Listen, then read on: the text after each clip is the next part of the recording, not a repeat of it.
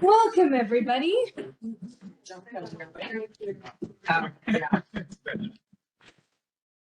Okay, let's make a start. Welcome to our fifth and final deep dive before we get back into regular meetings. This is on growth. I have Chris, our planning manager here, and Fiona, one of our other planners here with me. Tonight, they're working on the regional growth strategy, so they're here to talk about that and how it plays in with our OCP review.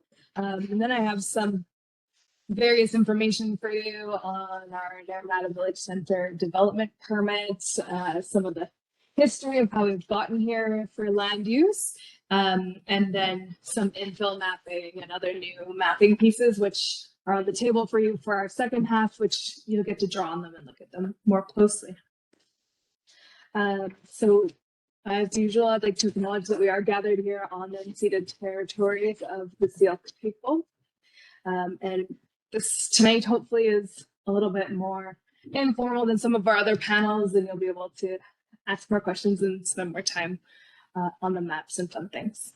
So with that, I'll hand it over to Fiona and Chris to present here. We've got everything in the background.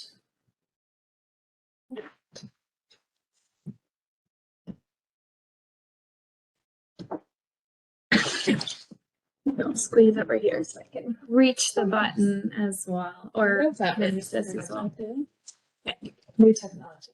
Fancy, that's fun. All right, can everybody hear me okay? Am I speaking loud enough? Okay, perfect. So tonight I'm going to be going over some information about the regional growth strategy review, which is currently being undertaken.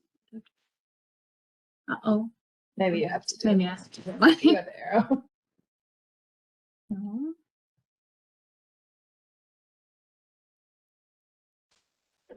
New technology.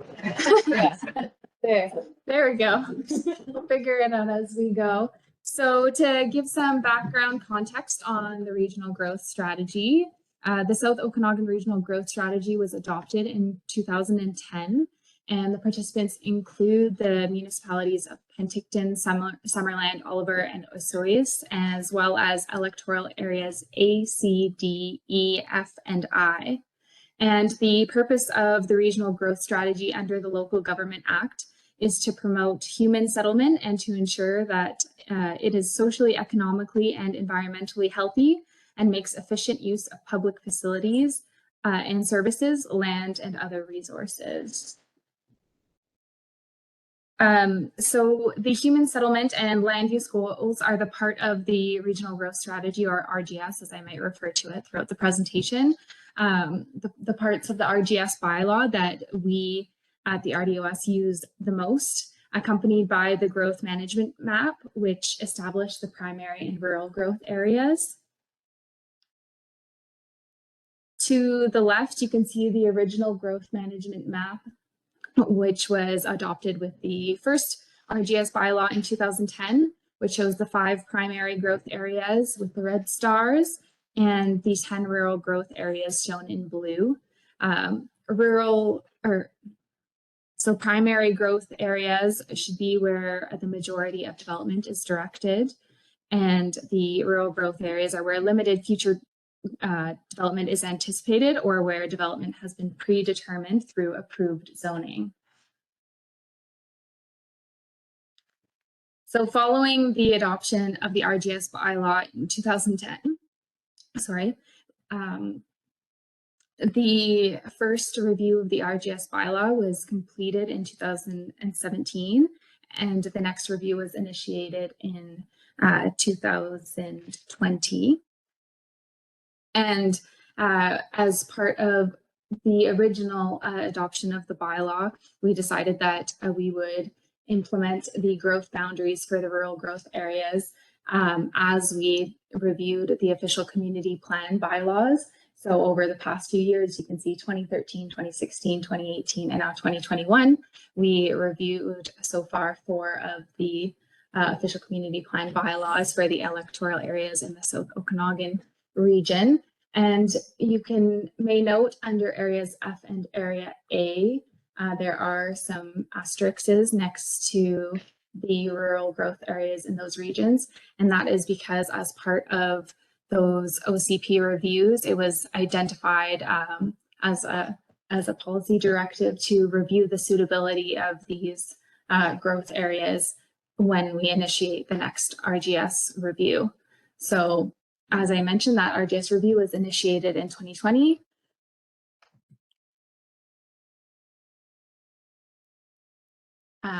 And the board included it in the 2020 business plan. And it was initially projected to be a medium level review focused on the rural growth area designations, specifically to review the suitability of the specific rural growth areas that had been identified as part of those OCP reviews as areas that should be looked at again.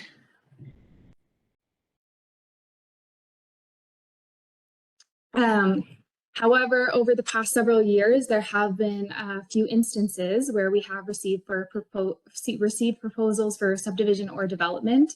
And from a staff perspective, we have brought these proposals to the board with the concern that they may not be, they may be inconsistent with the RGS bylaw.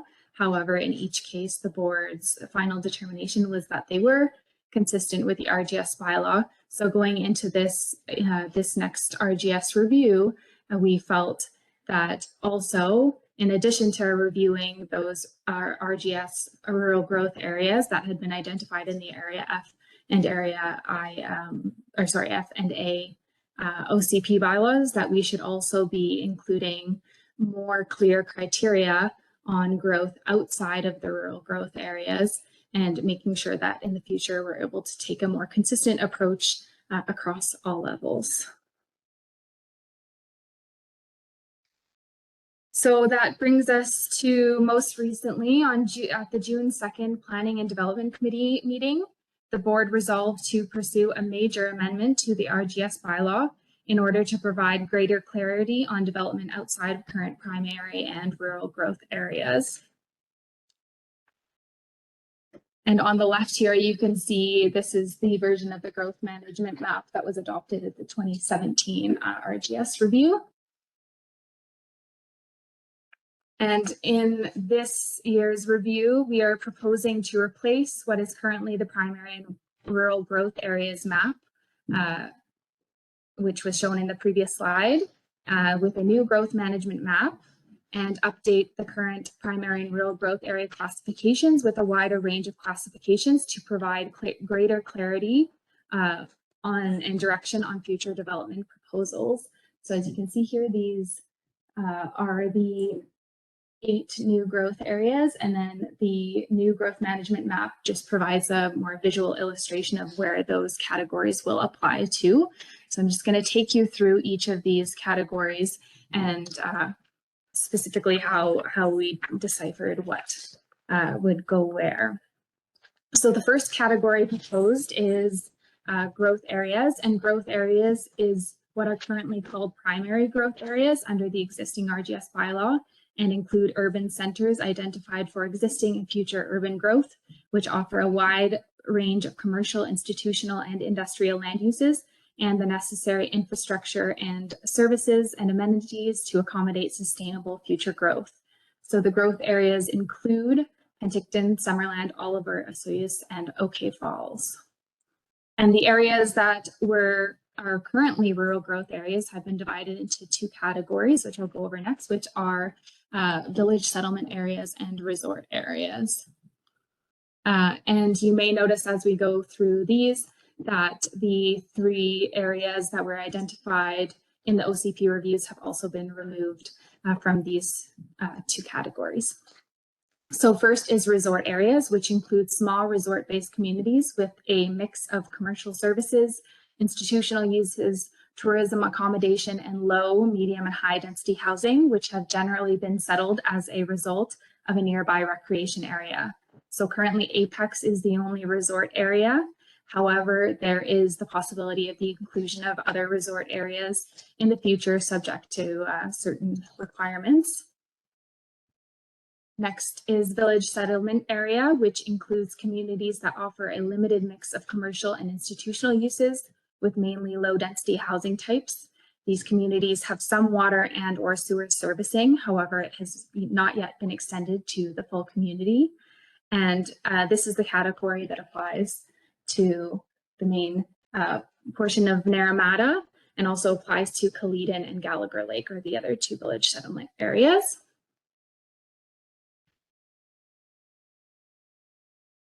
Next, we have rural residential areas, which includes lands outside of a municipality or town site that have generally small parcel sizes and are serviced by community water and or sewer servicing.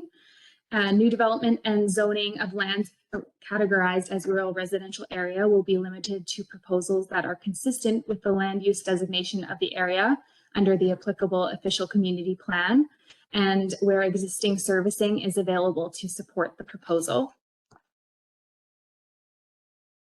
Our next category shown in yellow is rural areas, which includes moderately sized parcels that have on-site servicing. Community servicing on these parcels is limited to fire protection and solid waste collection, and parcels classified as rural area are to remain unserviced, and rezoning of lands in this area are discouraged. Next, we have agriculture area, and agriculture area includes lands that are within the Agricultural Land Reserve, ALR, or are partially within the ALR, as well as lands that are predominantly used for agricultural uses and other value-added uses. And the goal of the agriculture area is to protect this land for agriculture use and, as I said, value-added agricultural activities. And next category is resource area and open space. And this category includes community watersheds, which are identified with the light blue overlay on the map. It also includes crown land, provincial parks and protected areas, environmentally sensitive habitat, ranching and grazing land, land used for natural resource extraction, independent power production, and compatible recreation opportunities. And resource area and open space land is to remain as large unserviced parcels. And our last category is the radio astronomy research area category, which applies to the lands designated Dominion Radio Astrophysical Observatory Interference Area in the Electoral Area C and I official community plans. And the goal of this category is to minimize the radio frequency interference within this area due to its proximity to the observatory's radio telescopes equipment. So we have displayed the radio astronomy research area in purple on the slide here, but you may notice when you're looking at your maps later that it's actually shown with a light blue hatching and has an underlying designation of either agriculture area or resource area and open space.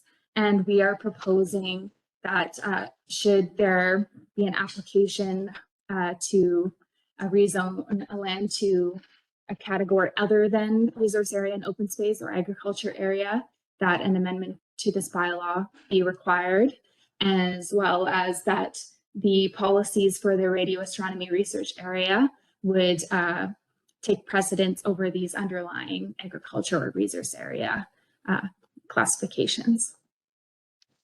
But at this stage, this is just a concept plan and may change moving forward. So to take it back to electoral area E, I have zoomed in on the growth management map. So you can see the full electoral area E and the 5 categories that apply to this land. As you can see, the majority of the land is resource area and open space, and then we've got pockets of the rural area, agriculture area, and rural residential area. And then I just highlighted village settlement area and wanted to give you guys an indication of our goal for that zone as you, for that category as you look at these maps later on, which is to maintain the small town character of village settlement areas through the focused provision of limited housing, services, and amenities. So our next steps for this project is to prepare draft RGS amendment bylaws And as a result of this bylaw, there will also be several amendments to the official community plan bylaws that will be necessary. And as this project includes the municipalities, we will be making our way around to all the municipal councils to present throughout the months of June and July. As well, since this will be a major amendment, we have a legislative requirement to create a consultation plan and have that adopted by the RGS Board of Directors before we initiate any public consultations. So we have prepared a plan and we'll be presenting that next Thursday at the June 16th board meeting for their consideration, and then subject to their comments, or if it gets adopted, then we hope to initiate public consultation throughout the rest of the summer months. And this will include a series of public information meetings throughout the South Okanagan. And for now, all updates on this project can be found on the RDOS Regional Connections page. I have included the URL there for anybody who's interested. It does need a little bit of updating and will be updated hopefully in the next 2 weeks or so, but you can find on there right now. I just uploaded today our administrative report, a copy of the growth management map, and the proposed policies for the housing and development section, which is where all of the policies for all of these new categories that I went through will be found in the RGS bylaw if anybody has an interest in looking at those more closely. And at some point soon as well, we will have our feedback forms and everything else up there once we get board approval of our consultation plan next week. And then we'd be happy to receive feedback that way then, as well as your feedback this evening on the maps. Thank you. I'll pause there before I jump into some other things. Just know that this is all draft right now. You're getting a little sneak peek before the public consultation plan's even approved, and with some public consultation. So 2 of the maps in front of you tonight is this one, the zoomed in little guy, and then should be the top of your big stack is the RGS maps. We are going to be looking at these tonight and drawing on them tonight. And just to say that these lines aren't necessarily locked in, and most importantly, the village growth area 1 is something that it is to be defined through the OCP process. So we'll be talking about that tonight. You get a chance to draw. Share. I have a question. Just confusing me. Section 12.1 of the existing OCP says in the 3rd paragraph that Naramata is designated as a primary growth area under the South Okanagan Regional Growth Strategy bylaw, and is the only urban area in Electoral Area E. But that's not what you said, that we're a rural growth area. But it says in our OCP, we're particularly designated as a primary growth area. So it sounds like it's a typo. So it's in the current RGS. Yeah. The regional growth strategy itself says it's a rural settlement area, and then of course there's a new proposed category that would move it to a village. So I'd like someone to take that forward and have that amended on in here, because there's a big difference between the two. Absolutely. So the next OCP, the one that we're working on, will say village settlement rather, and perhaps some of these other new categories as well. But it should say rural growth area, not primary growth area. So is it correct that both of those categories are going away or amended by the new? It's the proposal, right? So I'm just saying that if this is a typo, it should be fixed now, not in the future OCP, so that it's accurate as of 2021 when we received this. yeah, so we can't undo what was done by bylaw can only be done by bylaw. So I can't go to the office and make a change. Oh, yeah. No, I'd have to run a whole new amendment bylaw, the consultation, board notification, public hearings. All of that are typos. So that's why when typos occur, we don't fix them right away. We usually make a list. Oh, And every 12, 18 months, we'll go to the board and say, here's things we found for they use the bylaws. are you open to having this corrected? Here's what we think the mistake is. Here's how we think it's best to fix it. And then the board gives its direction. So I appreciate you finding that in the bylaw. I wasn't aware of it. But at the end of the day, it's the RGS that sets out what the rural and primary growth areas are. And as Fiona was saying, we took the approach back in 2010 that we would only update the OCPs as we reviewed them in the board, right, which is why it's taking so long to finally get to E, which is the last one that had its growth boundary done in 12 years after the RGS was adopted. So it's an unfortunate typo, but it's not that consequential. And if we recognize that it's a mistake, I don't think it's going to influence our assessments of land use applications or how we go forward with the OCP, because with the legislation works, once you adopt an RGS, everything has to be consistent with it, right? So that typo is inconsistent with the RGS and probably doesn't affect anything. So, Yeah. When you talk about the review you're doing of your RGS, when is it hoped that would actually be reality?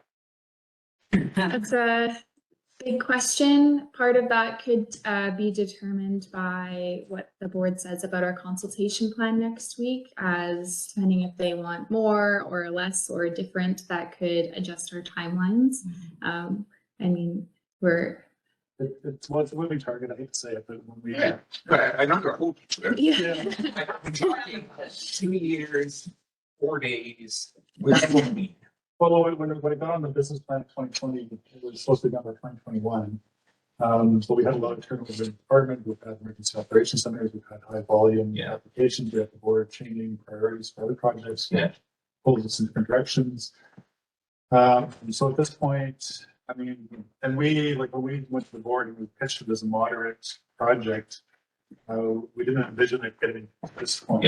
But trying to tackle that issue, because it's a very black and white document. It's either you're in a growth area or you're not. And everything that's not is quite different, which is why we have these different opinions with the board when we do our assessments as to whether rezoning is consistent or not.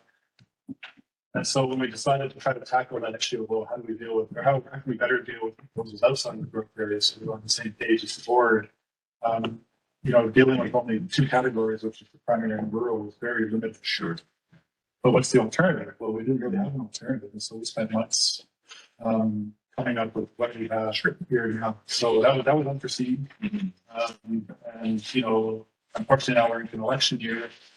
Otherwise, I would say we probably could get this done by the end of the year, but then with the October election, just the way the board meets after an election, it doesn't give us many opportunities. So I will say hopefully by the end of Q4, but Okay, that's just enough. Any other RGS questions before I move on? I guess a final comment is to, as Chris was kind of saying, or referencing, that this is a kind of high level document. And so just to keep that in mind, I guess, in your review of the maps and things like that. Yeah. So Penticton's outlined as a primary growth area, Mhm. but if the Spiller development goes and the Wiltsey development goes, how much more growth do they have to then be considered as a primary growth area? well, I think Penticton will always be Mhm. a primary growth area. I mean, even if Spiller Road and the stuff and looks forward, you can see it downtown where they're what's the word we've seen that could not be accumulating, but Densification. consolidating parcels to Mhm. density. So the land is there. The densities will just shift over time and values go up. So I'm sure they use up all their available land base. And I guess that's something we've struggled with, but like we've been back and forth on how we deal with municipalities and growth. And if you watch the videos for our board meeting when we discussed this, there's even that discussion that occurred. Mhm. There's some directors who feel we haven't gone far enough with this map, right? Yeah. Because we tossed around how do we deal with the urban growth areas? Do we want, to what extent do we want the RGS to limit what the member municipalities can do within their borders? Because if they're primary urban growth areas and have all the infrastructure servicing health, employment opportunities, like everything you could want, do we want this bylaw getting in the way of that? Or do we want to get down to the level where we actually take their growth boundaries, because they've all established them, kind of what Cape Falls has, and build those into this map and say, this is your boundary, and you can't go beyond it unless you get approval from the board. And so we took a more relaxed approach to it, but there's certainly some discussion at the board that maybe that's not the approach, that we really should be locking it down. And that those growth discussions happen at the board and it's all agreed to. So when Fiona says this is still concept and subject to change, these are the kind of things we anticipate might affect what the final version of this looks like, especially after we go through the whole consultation process as well. Yeah, so currently we've drawn the boundary for the municipalities as the whole municipality, and reference in the policy statements that they should be adopting like more specific growth boundaries within their official community plans. But we haven't made any presentation to the municipalities just yet. This kind of direction was something that was stemmed out of our technical advisory committee, which is made up of senior planning staff from the municipalities. But it could be that their councils feel differently, and that will be something that we'll be figuring out over the next month or so as we make our way around to all the municipalities and present to their boards. Or council, sorry. Any other regional growth strategy questions? Warren or Deb online? No.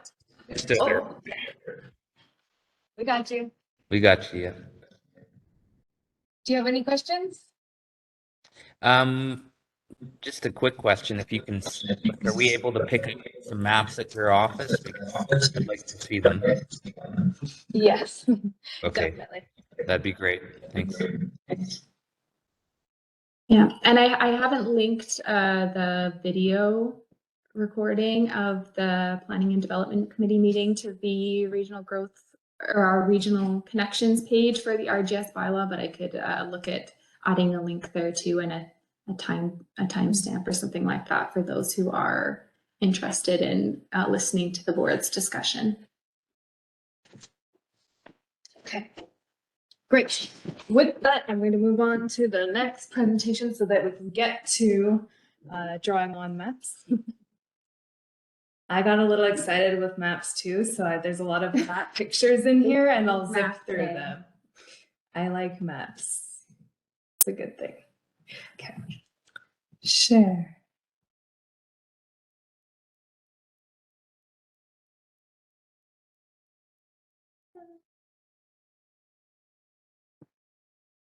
Okay.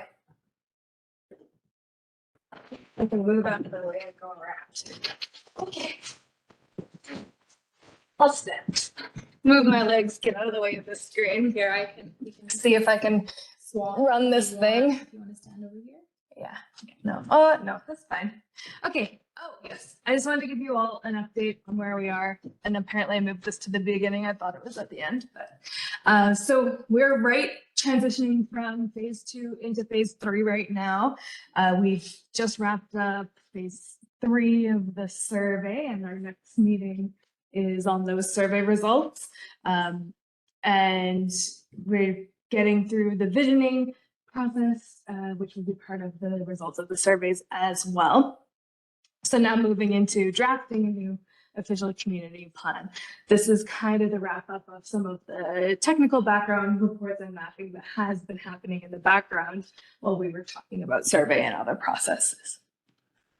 So just another visual, same thing. This is the final deep dive meeting, and we're moving into more of the policy development phase before we get into engagement on proposed changes to the OCP and final referrals and adoption. The website on the Regional Connections page is up to date. I've now put the latest action at the top so that anyone can see what's coming next for public, followed by key links that people are looking for and asking me for, like our videos of this meeting and the other deep dives and things we've done. And I just learned how to make those folders pop nicely together so it doesn't look like you see all 50 documents all in one. So now there's clear, nice folders in the bottom right-hand corner when you're on the website. What's coming next after today is a final version of the info map, which I'm about to get to, and land use inventory report. The final infrastructure report, which has been done for a while, I just haven't shared it out. The Penticton Indian Band Ecology and Archaeology report is in its vetting phase, so almost done and almost ready to be released. And hopefully I can get James Pepper to come speak to the group as well. Survey results and draft community vision meeting. It's going to be on June 28th, which I believe is a Tuesday. Michael Bryden will be back to help me present out on the results. And I'm hoping the format of that one will be where this community advisory group is there as the participants kind of engaging with myself and Michael, but I'm also going to open it up to the wider community as well, because a lot of people want to know what happened with the survey, what we heard, and what we're doing with it.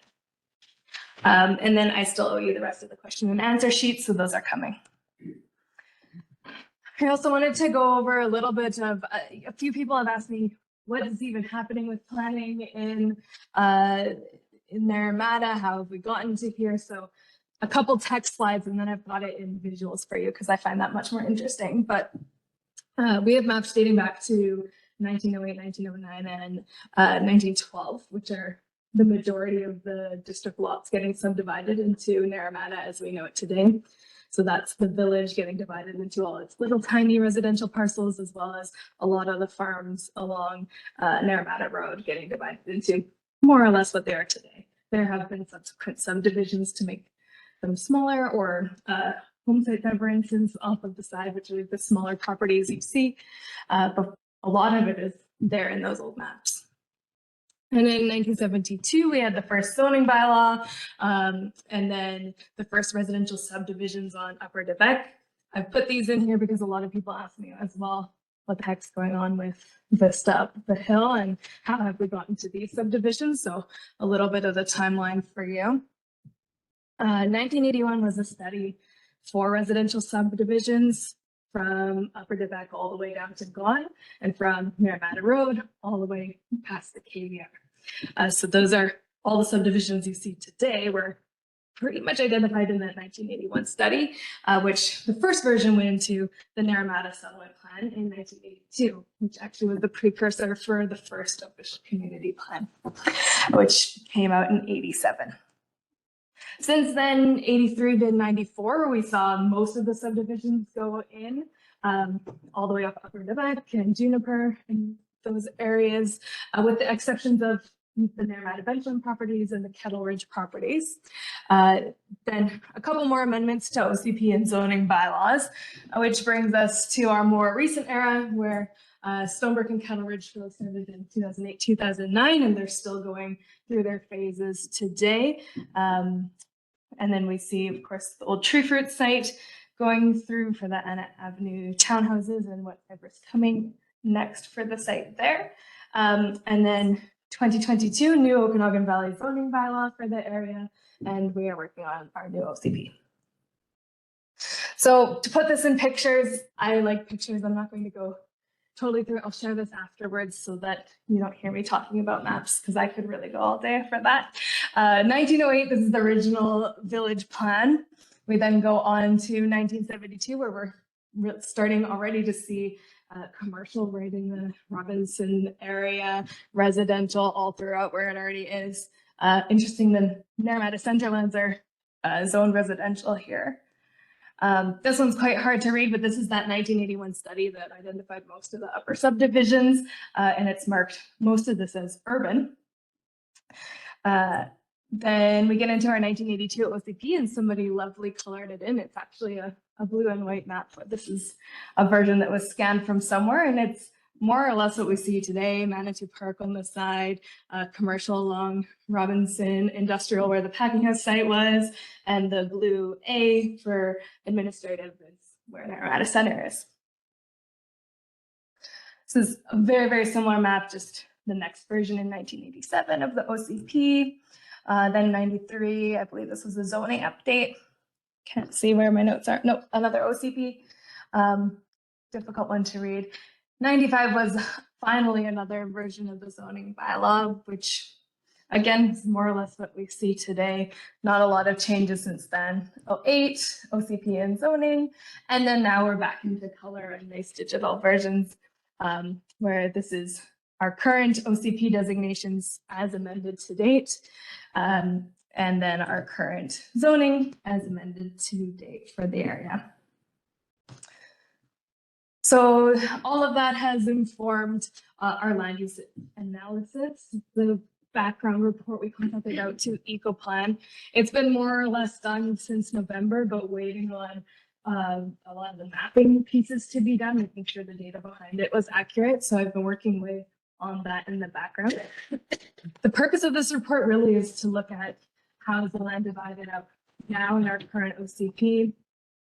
Are there anything that's really glaringly wrong that should be updated in the next OCP? And then a little bit looking at the housing study that was done, growth, population statistics, where are we going? How much more do we need in the community for housing? So I'll be releasing that hopefully shortly, and just need to get the info map that we're going to talk about today out to you. This is the summary of the land use that they've put together. I'm not going to read it out to you, but I have broken down the numbers a little bit to try and point some things out of what this means. So in all of electoral area E, there's just under 55,000 hectares of land.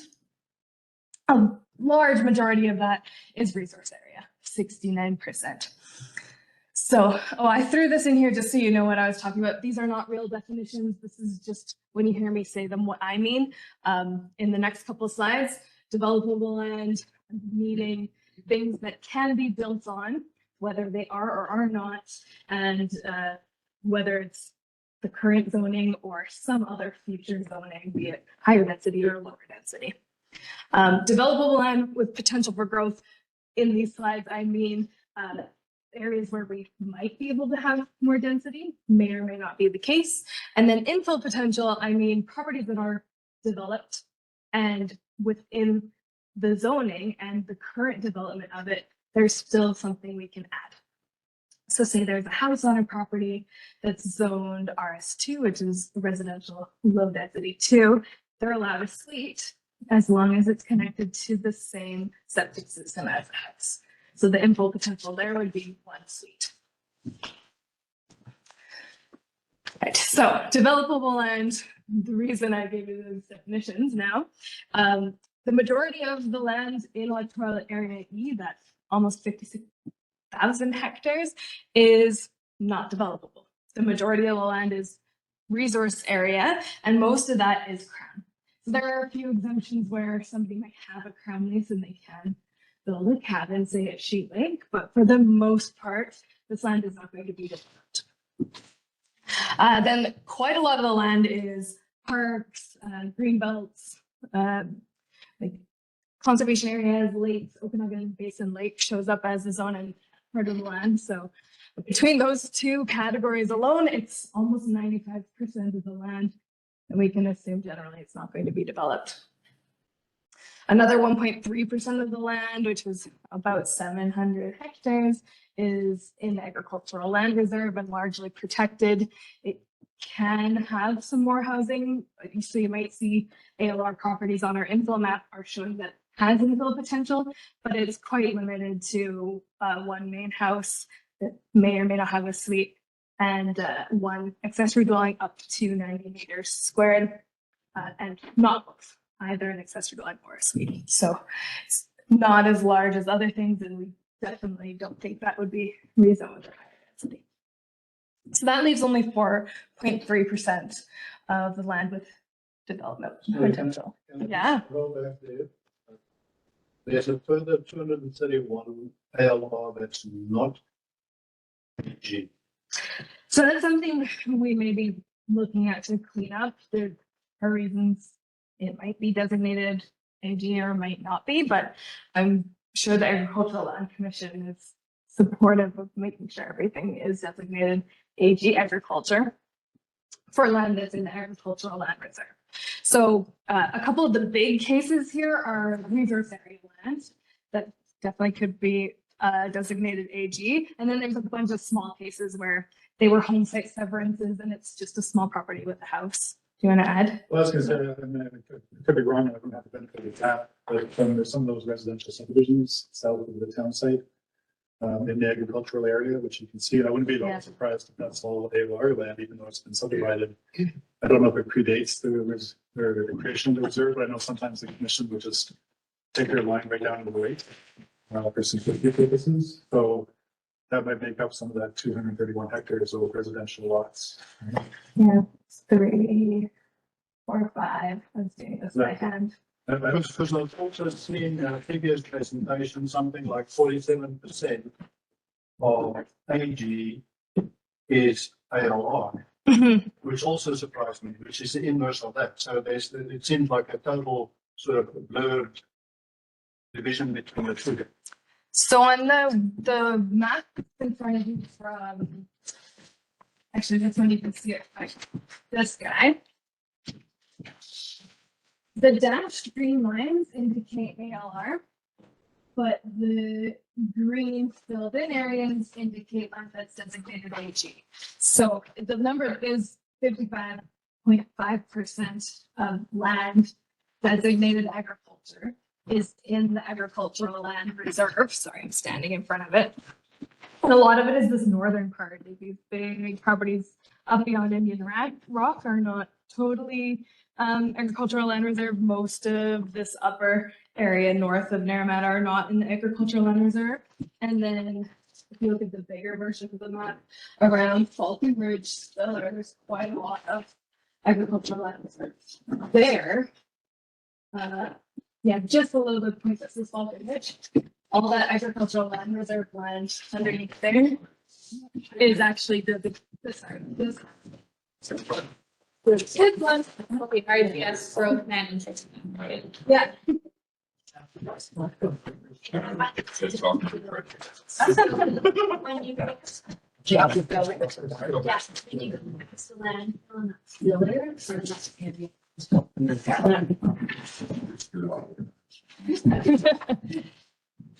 yeah, that's something I can give you clearer maps on, but yes, about half of the land that's designated agriculture is included in the ALR. The other half is not. Part of that is because the agricultural land reserve actually follows the cliff lines. And so only the farmable land shows up, so all those cliff portions of the property are not there. And then those areas north of Naramata that are designated agriculture, but not an agricultural land reserve. And then for the reverse, things that are designated agricultural land reserve, but not designated agriculture are mostly up Spiller Road past the landfill, and then little things, residential. The Legends Distilling is not, it's designated commercial. Just little things like that that may or may not be able to be cleaned up. Okay. So this is, I've just gone through, most of this we're not going to look at for development potential for the most part. We're down to only 4.3% of the land that is not agricultural land reserve and is not crown or parks, which is split out here. Again, I'll send this around. I'm not going to read it out to you, but a large part of this land mass is designated agriculture, resource area, and large holdings, which are most likely properties that are really going to be supportable for really big density. So it leaves us with small holdings and smaller properties, which is only under 1% of the land mass here. So we're not talking about a huge area, but I think the village area is. Just the last one, the Mhm. small holdings, SH, Yes. is that a zoning designation? So small holdings is OCP designation in this case, and then the zoning bylaw is the next step, and then there's small holdings 1, 2, 3, and 4. Yeah. Within that. With And very extensive. how about like RS1 Same. rather than So SH1? Low density residential is the OCP designation. It's kind of an umbrella category. And then in the zoning bylaw would have RS1, RS2, RS3. And duplex. Yeah, so there's kind of a set of 3 bylaws. The regional growth strategy, which is what Fiona was talking about, that's the umbrella for the whole area. The OCP, that's the long-term plan for electoral area E, and then the zoning bylaw that really is you can't be with it.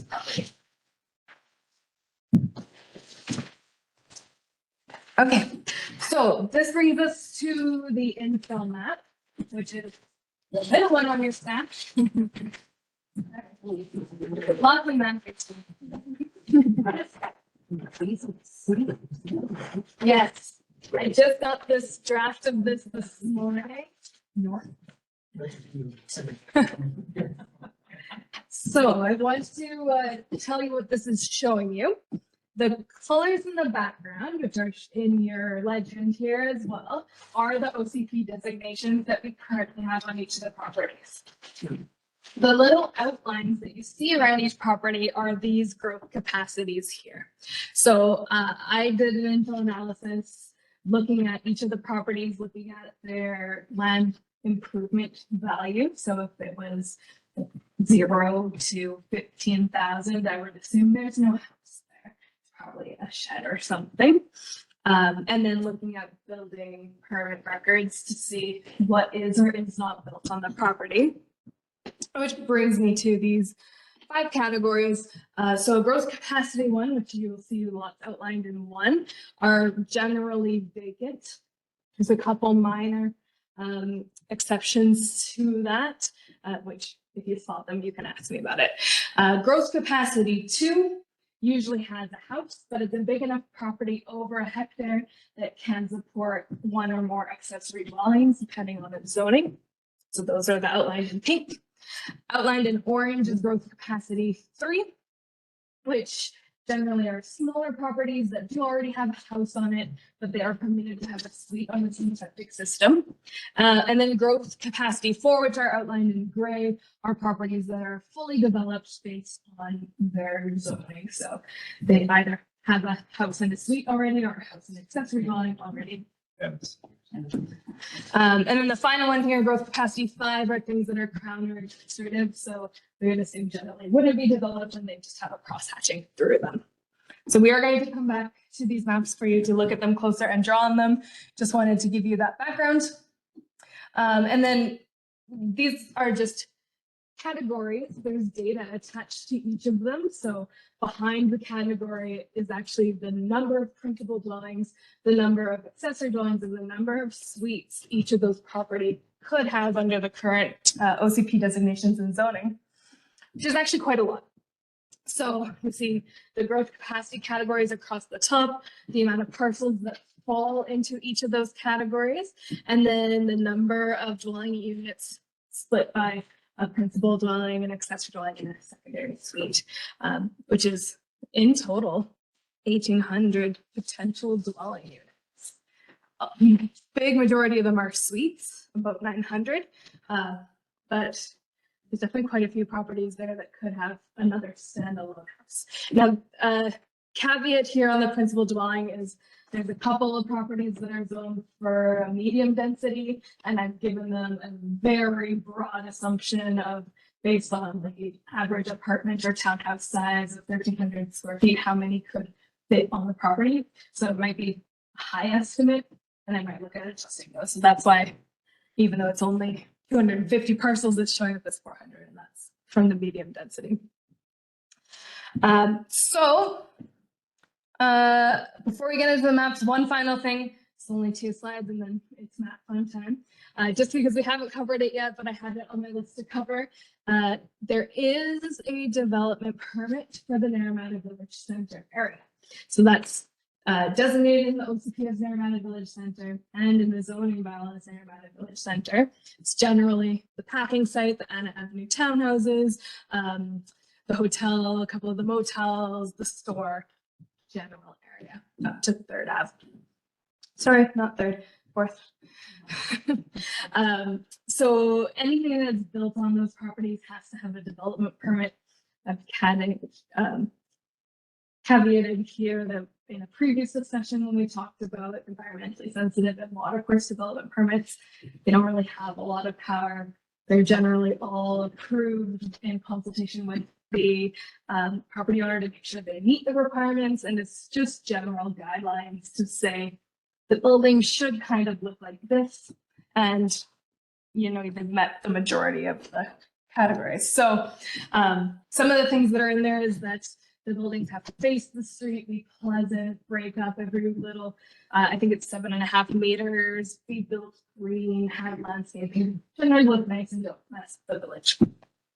So that's something I'll leave there if you have questions, comments, thoughts. But I know you want to get into the maps. I guess before we do that, do you have any questions for me? Sure. I think this might be a question for Chris, but Chris, do we have anything right now that protects our trees in our village? What would we need to protect the trees? Well, that's a tricky one. I think it's local government act, but if you're wrong, like a municipality can enact a tree approval bylaw, but a regional district can't. And this comes up from time to time. Like, so sometimes we could try to look at business licensing. Well, municipality can do business licensing, but we can't. And we can't use a different power to create for ourselves something that the legislature hasn't given us, right? So how could we try to protect trees if they haven't given us a tree removal bylaw authority? And I suppose there may be an argument that an environmentally sensitive development permit could be used, but it'd be very tricky, right? Those trees would have to have some kind of environmental value to just the permit area. And as then now it's kind of looking at development permits are, I would almost argue, very useless tool, right? Yeah. I'm not going to save the trees. So there's not a clear answer way to do that. With those trees. So we couldn't even have something in the OCP that talks about tree removal. I could, but it's just a policy statement. And so then for us at the staff level, it's okay, well, so the community said they want to protect trees. We'll go looking for the tools available to us to try to do that. Okay, well, we can't enact a tree removal bylaw because we're a regional district. Those trees don't have any environmental values. We probably can't use a DP to protect them. There's really not too much else that I'm aware of. And I guess the other challenge too is that depending where those trees are, if it's in the Ministry of Transportation road right away. We can't even, we can't use our DP to stop the Crown use of Crown land. And so the Ministry is a Crown entity. That's the road reserve is Crown land, so you can't even. No, that would make sense. There either. So. Well, there should be some. Well, even it's going to be pretty awful village if we lose our trees. I think this came up last time when we were looking at the when we did the revisions to the DPA in 2017 or that period. I think the only effective way to do it would be to start from scratch.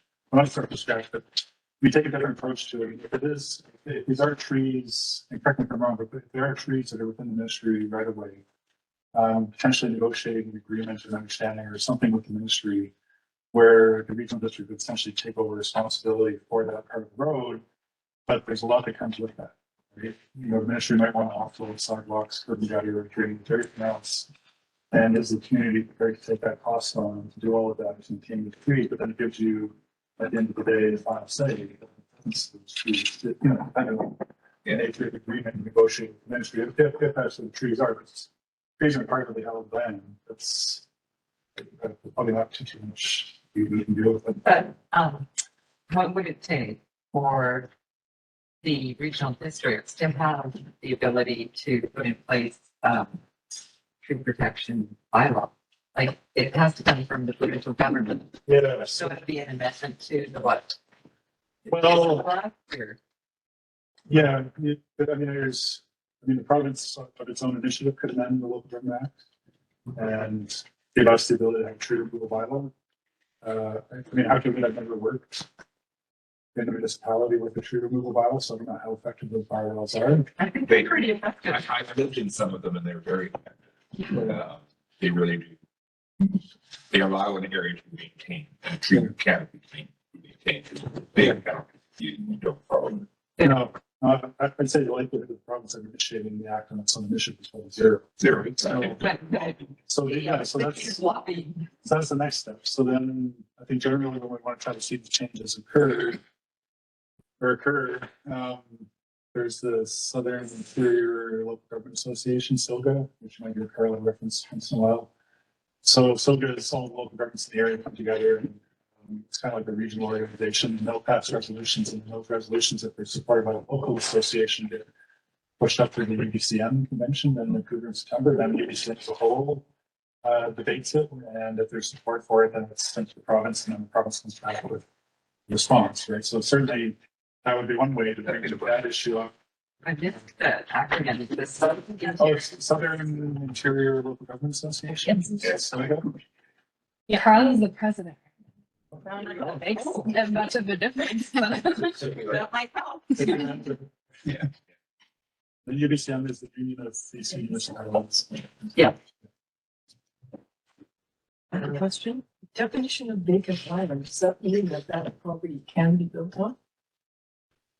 it's up to whatever is in the zoning for it and So within. there's a piece of property here on this land that the house was subdivided from it and the land was not supposed to be built on. It's agricultural. So what happens to that piece of land is it's designated now as vacant? It might have a covenant underneath it that says you Okay, can't. so we're seeing an overview, not what the covenants and everything Yeah. apply to those properties. Yeah, I think I know what you're talking about. That was one of the commission allowed for the homestead The servers. one on King and North Naramata. Yeah, it was the old fellow, the meeting to. Sorry. I'm trying to recall the name of the fellow who had the property. Cato and Mrs. Berger's subdivided the house for the Yeah. property and Cato bought it. So, And the land commission put a covenant on. and the land commission put covenants on it. So that it's not buildable, it's agriculture buildable, but not home buildable. So it's just interesting to see that there is, as designated as vacant. Well, yeah, we wouldn't have been able to pick up on the covenant with our analysis. So this is something, if you know properties like that, to flag them and we can change it in here, because this comes from BC assessment, land value, land improvement value, and then an overview of building permits, but the building permit records aren't perfect and complete either. No, it's just a observation. When you showed the table that had up to 1,800 new homes, is that over the entire area E? Yes, Okay, thank you. yeah, then that, like 900, so half would be suites, so not new homes. Right. And that's, again, very generic. The suite assumes that it could go in the same septic system, which Yeah. may not be possible for a lot of those homes. And do you have any sense of what the number is of how many existing homes are in that area? So we would understand, like, is that a 10%, 5%, 50%? You know what I mean? Oh, it's like how many Yeah. could have a suite? Like, if we're saying 900 could be new homes. How many are existing homes? So we see, oh, that's increasing what's there right now by 10%, 50%, 5%. I'd have to get back to you. on I that. know, Yeah. I think that would make, Mhm. help us to understand it, because it's more, is that a 5%, like, just to put some sort of context. I think it's. I'm going to hazard a guess that from the census, I think that number was 1,800 and something. Yeah. So it's about half. Yeah, Now, there may be a little, Danielle, there's a danger in making that number optimistic. And I can already in the finer details see it's either riparian area or it's in such environmental sensitive area. Mhm. There are pieces of land here that I can just by looking at say there will never, ever be a house built on there because it will be either physically impossible or the regulatory will make it impossible. So there's a danger in making it looking too good. Yeah, there's quite a few, like, I know you're thinking along Naramata Creek where Yeah. Naramata Creek literally goes through the middle of the property and it's a teeny tiny property. So how could that ever be developed? That's kind of. So just 2 points I'm going to make. So according to the census, there was 894 dwellings, principal dwellings in 2021. And for scope like, if you're relying on ESDPs and WDPs to say that parcels may not be fully developable, I would remind the group, DPs can't do that. Like environmental DPs can't stop development, it's allowed by zoning. So if you're zoning allows for a principal house and accessory dwelling in a suite, you can do it. It's just, how are you going to do it? So, there's one particular piece of land here that I'm familiar with. It's on a cliff. Unless you go 60-meter piles or something, surely there will be some prohibition that says you cannot hold it. It's not safe. It's, you know, like the 3 mile where people are underneath the collapsible walls and so on. Isn't there something that will say you can't? No, because geotechnical issues can be solved with engineering. It's just how much you're willing to pay it. Money. But that's why I say economically it will be Yeah. impossible to execute. But financial considerations are different, but like physical environmental constraints, no. It's Not like the West Bank. In other words, if these are really on an embankment, there is no way that I would see that can be built. And some of these are on top of the ravine, the creek. It's known ways that you can build there ever. You will not be able to, without a sewer system. Actually, if you've got a sewer system and just put it on stilts, you can, but. Well, that's just it. It's not advisable, but it's not physically possible. Right? Sure, but for the purpose of this exercise, I would be reluctant to make a good-looking number. I would rather be on the pessimistic side than saying, look, these are the vacant land you can build. Well, I think, like, I mean, we've done these processes in the past, and my challenge has always been, especially when you're talking about suites, is you can't compel anybody to build a suite, right? So, you know, there's all these parcels that may have capacity for a suite, but this property owner actually going to build one. But I appreciate this as a curveball, but I know the minister, like, you know, as I said, Minister of Housing, David Evie, has already said he has plans for the day after the local government election, and apparently he's prepared to make some change in relation to housing. And of course, he hasn't said what that is, but you can try to figure out what we could possibly be talking about. You know, if I had to put my money on something, would be compelling local governments to require through zoning that new houses have suites. There's no choice. You have to build a suite in your new builds, right? So that, for us, I mean, that would take away that ambiguity around how many suites can you actually expect in the area, because the province is telling us you have to build a suite in every new house. Well, that gives us a pretty good indication of what density balances are going to be going forward. Still doesn't mean that They're they're going to rent them out. Yeah, they may not rent it, or maybe a vacation rental. There. And also, I mean, I appreciate what I just said. I'm trying to be fatigued. I'm not even sure what actually going to do, but he's certainly making it sound dramatic. Right? So. But certainly it's a good plan. Something I was thinking about while doing this is there's quite a few properties that Naramata Creek just goes right down the middle. It's completely in a watercourse development permit area. Definitely not advisable to build on it. However, as a privately held title, they do have the zoning and right to build on that and can get a hardship exemption to say that they can. Yeah, what about the riparian act for areas like that?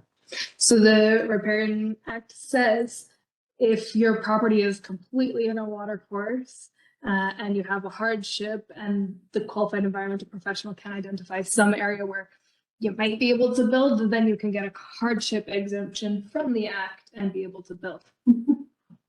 Yeah, well, and also the Riparian Act downloads onto the responsibility for enforcing it. So the only tool we have are development permits.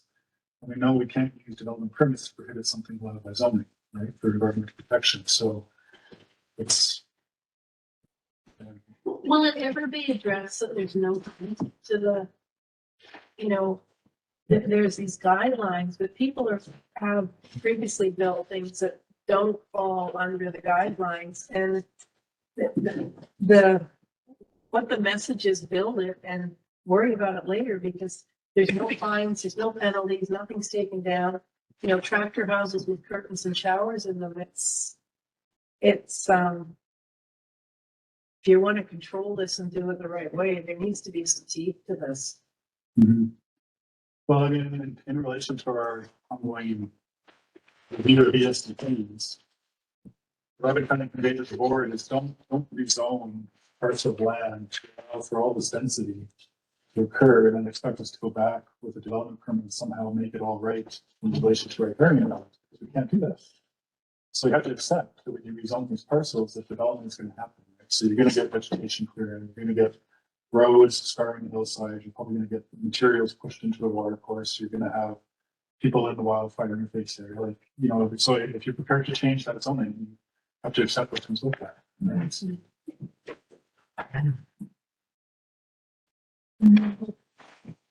So with some of this developed in the resource area being crown land, how do you get the province to respect that? Because the developments of the hill they go to the province.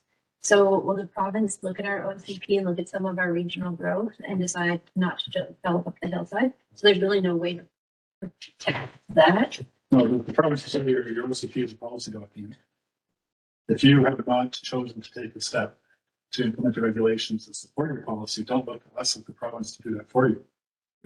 So, and they would say if you, again, what I was just saying, if you put zoning on that parcel to allow subdivision to occur, don't come back to us now and say, don't let that subdivision happen, because you put the zoning on to allow for it. So it's just one of those things.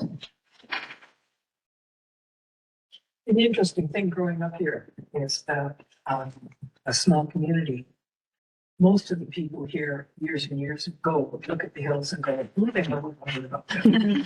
Seriously. And it was a real surprise that people wanted to live up there. So it's been a painful process to have all this happening to a village that was primarily agricultural. 100,000 people living here, and all of a sudden it just went crazy. And a lot of it, with my experience over the years, is we had to do a lot of catch up because the rules and regulations weren't in place and things were happening faster than the rules and regulations were there. So yes, there's been mistakes made, but it's been interesting. So that's just my opinion from living here for a long time. Can I just ask, because it's interesting what you're saying about provincial land. So if the OCP says, okay, this is how high we would like to see development go, and nothing above that, then it doesn't matter. Whatever, like that subdivision that's going in can be built regardless of the OCP, or is there any? Well, that's something that's private, right? That's the old Bento Black Source property, isn't it? Yeah. That's all privately held. So my understanding, especially with the state of security negotiations, is a province it's very difficult to get crown land released these days. Like when I started at BRD, you would see the occasional crown grant application come through. Well, I haven't seen those in years. And the unofficial message is basically they're not releasing that land because it might be subject to future land settlement claims or whatnot. So, so they're not really releasing crown land up above anything privately held in there. That is my understanding. But for the privately held lands that remain, if for a subdivision, they do ask us what's in your OCP and what's in your zoning. And if there's zoning that says no, it's not allowed, then we would never give them a letter of compliance with our bylaws. But if there is zoning that says, yes, you can subdivide to a certain size, like 41 lots, then it's allowed in the zoning, and then the letter of compliance would go to the ministry. Yeah. So Chris, can you just clarify, I didn't quite get it. So if something here is a particular classification, like the resource area or something, that can still be subdivided. Well, yeah, because every zone has their own pesticides, right? And so even the resource area, if there's some parcels that may be like your typical district lot, I think is about 64 hectares.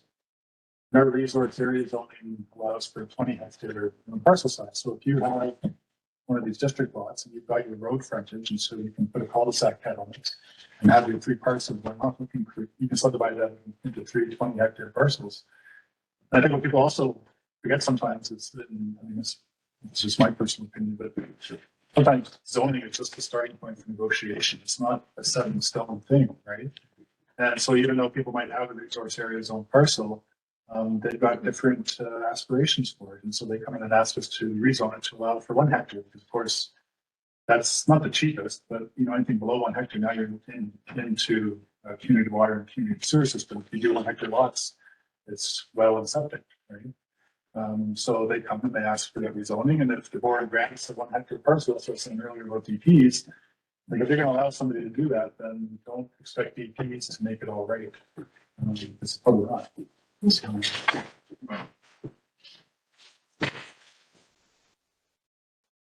But in that example, when the request to change the zoning rule for consultation, or, yeah, so I mean, so the public would still have a voice in the public would be able to convey to the board their position on it. But ultimately, it's a decision of the board as to whether they're going to be zone parcel. And, I mean, we have the RGS and we have the OCPs, but as, you know, on the slide showing, we've had, well, there's actually a 5th one we can add, because we had one at the most recent board meeting where we see a proposal, we think it's inconsistent with the RGS, and that's the recommendation made to the board. The board, in all 5 instances, has taken a different position, it is consistent with the RGS, right? So, which is fine. I mean, it just means that the RGS needs updating, which is kind of what we're trying to do, and get it, make sure that the RGS reflects the board's position on some of these developments. Right? So, it's a real. So for that, I don't know, you probably mentioned this before, but we have 19 members on our board. And so rezoning an electoral area is a rural vote, so only 9 directors of the 19 get a vote. And so if we're rezoning to pass, that means 5 votes. What's required.